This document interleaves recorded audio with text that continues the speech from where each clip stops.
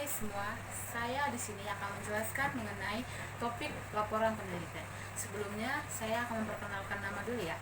Nama saya Rosida Deskaulina, kelas 10 IPS, asal sekolah di SMA Santo Ignatius.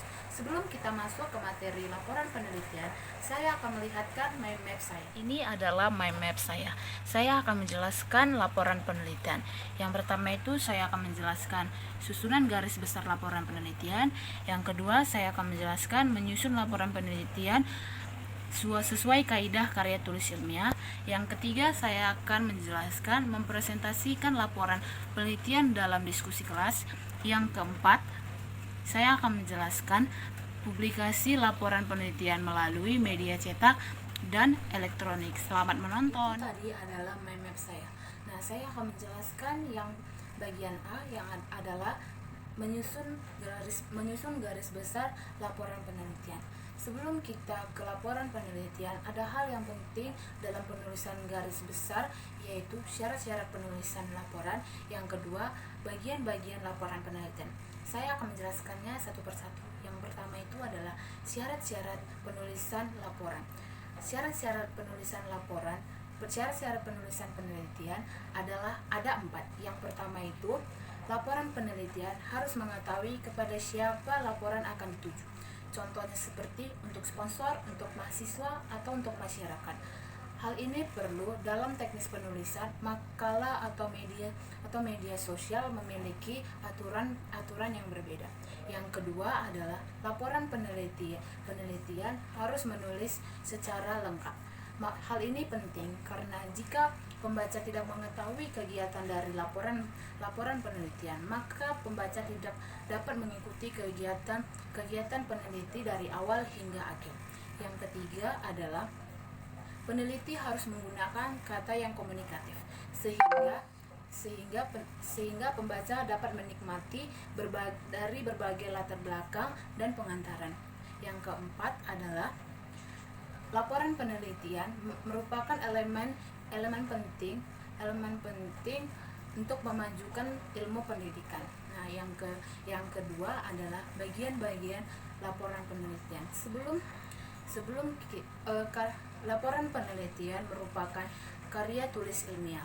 Untuk penulisan penelitian harus mengikuti langkah-langkah dari karya tulis ilmiah. Ada tiga bagian dasar dari penulisan laporan penelitian. Yang pertama itu bagian pendahuluan, yang kedua isi atau badan laporan, yang ketiga bagian penutup. Nah, saya akan menjelaskan dengan media tulis saya. Nah, ini adalah bagian yang pertama, yaitu badan pendahuluan yang berisi halaman judul, kata pengantar, daftar isi, daftar tabel, daftar gambar atau ilustrasi.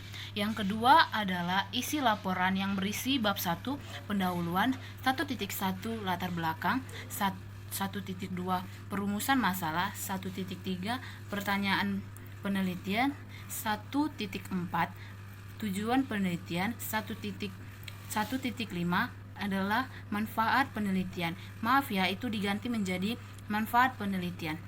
Yang bab 2 kerangka teori, 2.1 tinjauan pustaka, 2.2 kerangka teori, bab 3 metodologi, 3.1 pendekatan penelitian, 3.2 jenis penelitian, 3.3 subjek penelitian, 3.4 teknik pengumpulan data, 3.5 teknik analisis data. Bab keempat hasil penelitian. Bab kelima kesimpulan dan saran. Bab kelima kesimpulan dan saran yang berisi 5.1 kesimpulan, 5.2 saran. Nah, itu adalah bagian dari isi laporan. Nah, yang ketiga itu adalah bagian penutup. Bagian penutup berisi dari kepustakaan, lampiran, dan indeks. Menyusun hasil laporan sesuai dengan kaidah karya tulis ilmiah. Setelah kita memahami penulisan laporan penelitian, sekarang kita akan memahami menyusun hasil laporan penelitian sesuai kaidah karya tulis ilmiah. Ada 3 bagian besar. Yang pertama itu bagian rancangan penelitian, yang kedua bagian Yang kedua, pembahasan dan analisis data penelitian. Yang ketiga, kesimpulan. Pertama, saya akan menjelaskan bagian rancangan penelitian. Rancangan penelitian tentulah sudah disusun sebelum penelitian dilakukan. Dalam rancangan penelitian, penulis menguraikan masalah pendapat, tinjauan pustaka, dan metodologi yang digunakan. Yang kedua adalah pembahasan dan analisis data penelitian. Pada penelitian kualitatif, pembahasan hasil penelitian dilakukan secara simultan dalam proses penelitian. Sementara itu pada penelitian kuantitatif, pembahasan hasil penelitian dilakukan pada tahapan pengolahan data dan setelah dilakukan analisis. Pada bagian ini, peneliti menguraikan data dalam bentuk kalimat. Pernyataan tersebut dibentuk dengan tabel data dan grafik. Yang C adalah mempresentasikan hasil laporan penelitian dalam diskusi kelompok. Setelah kita melakukan analisis, kita akan melaksanakan presentasi dalam diskusi kelompok. Adapun tujuan dari diskusi kelompok yaitu untuk memperkuat hasil laporan penelitian sebelum melakukan presentasi di kalangan yang lebih luas. Ada 4 bagian dari presentasi hasil laporan penelitian. Yang pertama itu jenis diskusi, yang kedua pelaksanaan diskusi kelas, yang ketiga tahapan presentasi diskusi kelas, yang keempat adalah manfaat diskusi. Pertama, saya akan menjelaskan tentang jenis diskusi. Jenis diskusi memiliki 3 jenis. Yang pertama, diskusi panel, yang kedua simposium, yang ketiga adalah seminar. Pertama, saya akan menjelaskan diskusi panel. Diskusi panel adalah sekelompok orang yang membahas satu masalah, satu topik yang menjadi perhatian umum. Yang kedua, simposium.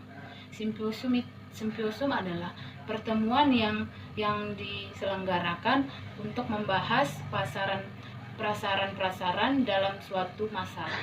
Yang ketiga adalah seminar.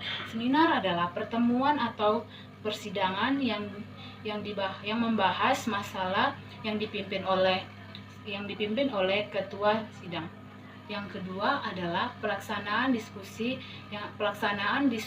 kelas. Sebelum kita melakukan presentasi, ada hal yang perlu kita perhatikan dalam pelaksanaan presentasi diskusi kelas. Yang pertama itu adalah mengikut sertakan seluruh siswa dalam diskusi aktif. Yang kedua adalah debat harus diarahkan agar tidak digunakan sebagai sarana untuk menang sendiri. Yang ketiga adalah ketertiban dalam diskusi untuk menjaga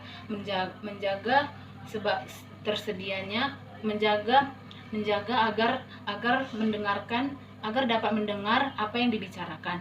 Yang keempat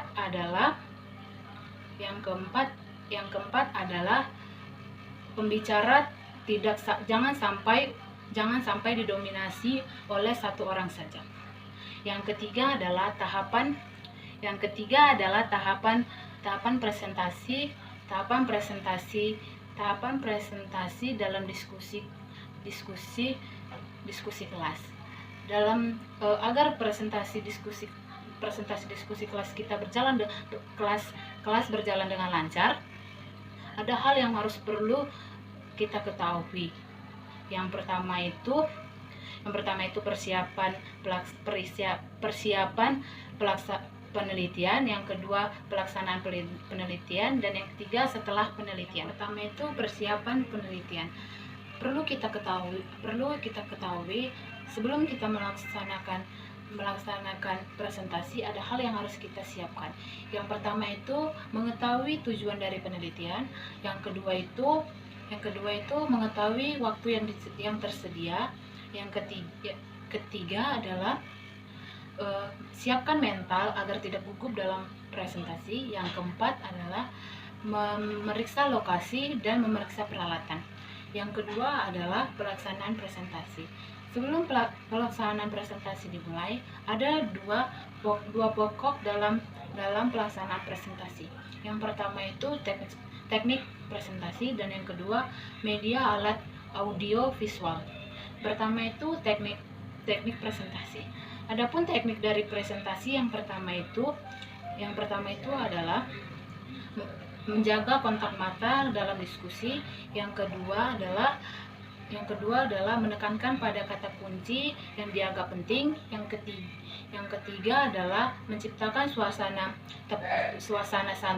santai tetapi tetap serius. Yang kedua adalah media alat audio visual. Saat presentasi kita juga perlu dengan media alat audio visual seperti 3 dimensi, animasi 2 dimensi, dan video movie. Alat yang paling sederhana menggunakan program Microsoft PowerPoint. Ada hal yang harus kita perhatikan dalam memaparkan slide. Yang pertama itu hindari kata-kata yang terlalu panjang. Usahakan jelas dan mudah dibaca. Adalah tampilkan foto, ilustrasi dan grafik data. Yang keempat adalah multimedia seperti animasi, video dan lain sebagainya. Yang ketiga adalah setelah presentasi. Setelah presentasi, maka kita akan mendapatkan evaluasi yang mengenai saran dan kritik. Dengan adanya saran dan kritik, kita dapat memperbaiki laporan hasil penelitian kita. Adalah manfaat diskusi. Diskusi memiliki manfaat yang terdiri dari 4. Yang pertama itu melatih siswa untuk mengeluarkan pendapat. Yang kedua, membina siswa untuk berpikiran kritis dan kreatif. Yang ketiga, memupuk rasa toleransi dan menghargai pendapat orang lain. Yang keempat, melatih siswa untuk menunjukkan pengetahuan. Yang D adalah mempublikasikan laporan hasil penelitian melalui media cetak dan media elektronik. Setelah kita mempresentasikan laporan hasil penelitian, maka kita dapat memperbaiki laporan hasil penelitian dari evaluasi dalam diskusi. Langkah selanjutnya adalah mempublikasikan laporan penelitian. Publikasi adalah kegiatan menyebar informasi ke seluruh masyarakat dengan media seperti cetak atau elektronik. Maylor dan Blackmon mengatakan bahwa laporan peneliti hendaknya mempertimbangkan beberapa etika dalam penelitian yang terdiri dari 3. Yang pertama itu data dari hasil analisis harus dipublikasikan dengan jujur. Yang ketiga harus menjaga privasi subjek penelitian. Yang ketiga adalah